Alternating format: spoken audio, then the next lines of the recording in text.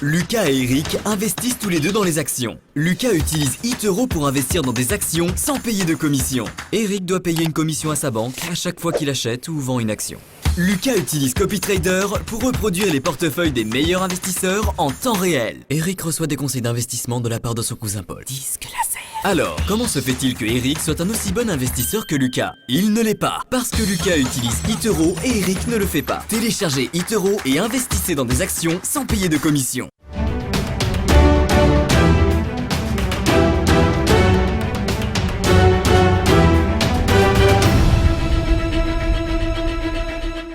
Et c'est parti pour Chrono CAC sur Téléfinance. Il est 9h01. Le CAC 40 vient d'ouvrir ses portes et on fait le point sur l'ouverture avec Rodolphe Vial, fondateur d'ABC Bourse. Bonjour Rodolphe.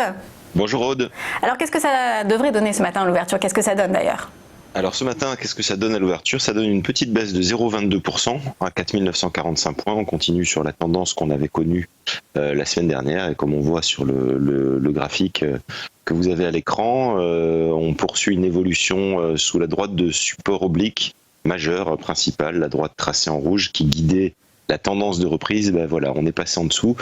Donc techniquement, on est quand même rentré dans une zone de danger, et notamment en plus cet été avec de nombreux thèmes qui tiraillent le marché. Alors, parmi ces thèmes, on a 4 axes principaux qui se dégagent. Le premier, tout d'abord, ce sont les inquiétudes liées à la pandémie, toujours. Les tensions américano-chinoises qui ont repris de plus belle la semaine dernière avec la fermeture du consulat de Houston, puis celui de Chengdu en représailles. Enfin, du côté positif, on a la perspective d'un nouveau plan de relance américain qui est porté par les Républicains. Et évidemment, cette semaine, en premier plan, a priori, l'avalanche de résultats qu'on attend. Donc, notamment aux États-Unis, on aura un tiers des sociétés du S&P 500 qui vont dévoiler leur trimestriel.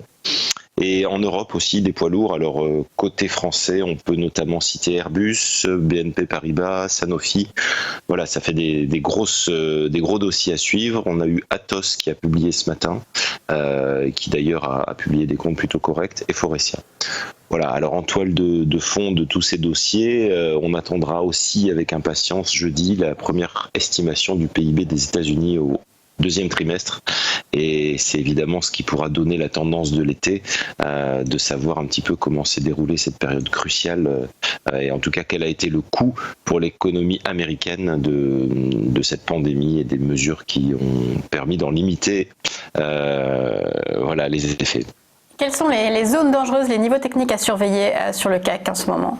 Alors là, évidemment, on en a passé un très important avec cette résistance oblique. On continue à la baisse gentiment. Alors, on le voit sur le graphique, on a un premier support à 4710 points. C'est, on va dire, le niveau logique sur lequel on peut aller sans encore trop s'inquiéter.